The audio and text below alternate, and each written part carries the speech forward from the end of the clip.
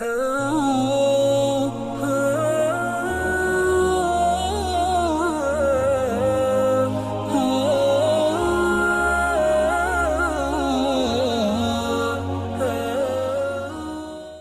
آپ کہتے ہیں الحمدللہ رب العالمین، ان ساری تعریفیں، حمد للہ نہیں کہا گا، الحمدو یعنی ساری تعریفیں اللہ، ساری تعریفیں اللہ کی یعنی کیا؟ یعنی اللہ کے سوا کسی کی تعریف ہے ہی نہیں۔ اس کا مطلب کیا ہوا؟ جھوٹ بول رہے ہیں ہم، یعنی اللہ کے سوا کسی کی تعریف ہے ہی نہیں۔ خوب اگر ہم آگے قصیدے پڑھتے ہیں رسول اللہ کی، یہ کیا کر رہے ہیں؟ تعریف تو پڑھ رہے ہیں، رسول اللہ کی تعریف کر رہے ہیں، نعت پڑھ رہے ہیں، قصیدہ پڑھ رہے ہیں، یہ رسول اللہ کی تعریف نہیں ہے؟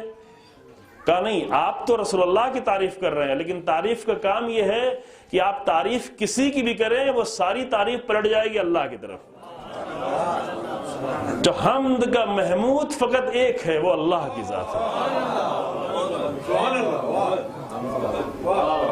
آپ کسی کی بھی حمد کریں، آپ ایک پھول کی تعریف کریں، لیکن یہ تعریف بھی پلٹے گی اللہ کی طرف۔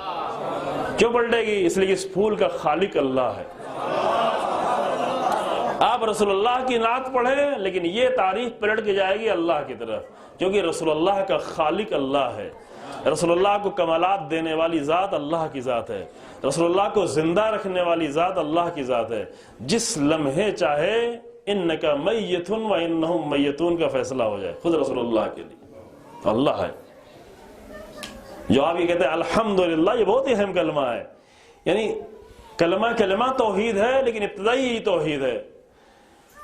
ابتدا ہی یہ عمیق ترین توحید میں سے ہے کہ آپ الحمد کہہ رہے ہیں، یعنی جب بھی کسی کی تعریف کریں تو ذہن اللہ کی طرف جائے کہ ٹھیک ہے، ماں کی تعریف ہے، باپ کی تعریف ہے، بیٹے کی تعریف ہے، لیکن یہ ساری تعریفیں پلٹ کے جا رہی ہیں اللہ کی طرف، کیونکہ کوئی بھی حمد ایسی ہے ہی نہیں کہ جس کا محمود اللہ کے سوا کوئی اور ہو۔ محمود یعنی جس کی حمد کی جائے اللہ ہی ہے فقط۔ یہ کیوں ہے؟ اس کی وجہ یہ ہے کہ تعریف صرف کمالات پہ کی جاتی ہے، اور ہر کمالات کا اصلی ریسورس اللہ کی ذات ہے۔ تو کسی کے پاس کوئی کمال ہو ہی نہیں سکتا جب تک کہ اللہ کی طرف سے عطا نہ ہو۔ اگر ایک درخت میں ہریالی ہے تو یہ بھی اللہ کی طرف سے ہے، اگر ایک پھول میں خوشبو ہے تو یہ بھی اللہ کی طرف سے ہے، اگر ایک شاعر کی زبان میں اچھا شعر ہے تو یہ بھی اللہ کی طرف سے دی ہوئے ذہن اور قوت فکر کا نتیجہ ہے۔ تو جو بھی جس طرح سے تعریف کریں گے، اس کی مثال دیتے ہیں ہمارے بزرگان۔ آپ ایک ڈرائنگ گیلری میں گئے، دیکھا ایک تعریف کر رہے ہیں، بہت اچھی گیلری ہے، بہت اچھی تعریف، بہت اچھی ڈرائنگ ہے، بہت خوبصورت ہے۔ ادھر کھڑا ہوا ایک آدمی مسکرا رہا ہے، کہا بھائی آپ کیوں مسکرا رہے ہیں؟ میں نے تو اس ڈرائنگ کی تعریف کی، آپ کیوں مسکرا رہے ہیں؟ کہا بنایا تو میں نے ہی اس ڈرائنگ کو، ڈرائنگ تو خوش نہیں ہوگی، بنایا میں نے ہے۔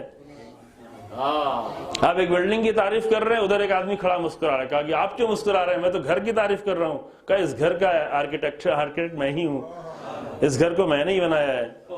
ایک فرنیچر کو دیکھ کے آپ خوش ہو رہے ہیں، اس کی تعریف کر رہے ہیں، بہت اچھا فرنیچر ہے، لیکن وہ دوسرا آدمی کہہ رہا ہے مسکرا رہا ہے، آپ کیوں مسکرا رہے ہیں بھائی؟ آپ کی کیا تعریف؟ کہا کہ نہیں، اس کو میں نے بنایا ہے۔ تو دنیا میں کسی بھی چیز کی آپ تعریف کریں گے تو ہر تعریف کو پلٹ کر جانا ہے اللہ کی طرف۔ بس ائمہ کی ذات یہ ہے، اہل بیت کی ذات یہ ہے کہ اہل بیت کی طرف جیسے ہی آپ رخ کریں گے، وہ آپ کے رخ کو موڑ دیں گے اللہ کی طرف۔ اور جتنے بھی الہی لوگ ہیں ان کا یہی کام ہے، الہی لوگ کبھی بھی اپنی طرف نہیں بلاتے، اللہ کی طرف بلاتے ہیں۔ غیر الہی لوگوں کا کام ہے کہ اپنی طرف بلائیں، اپنا ذکر چاہیں، اپنا تذکرہ چاہیں۔ اگر الہی لوگ کی آپ تعریف بھی کریں گے تو وہ فوراً یہ جملہ کہ الحمدللہ، یعنی میری کیا تعریف کر رہے ہو؟ اللہ کی حمد ہے۔ یہ کبھی آپ نے سنا یہ کلمہ ہوتا ہے؟ آپ کسی کی تعریف کریں، اگر اس کے اندر الہی عنصر پایا جاتا ہے، آپ اس کی مجلس کی تعریف کریں، وہ کہے کہ الحمدللہ، میں کیا ہوں؟ وہ چاہتا تو میرے بیچ میں سے ایک جملہ روک دیتا، میں ختم ہو جاتا، ممبر سے نیچے گر جاتا۔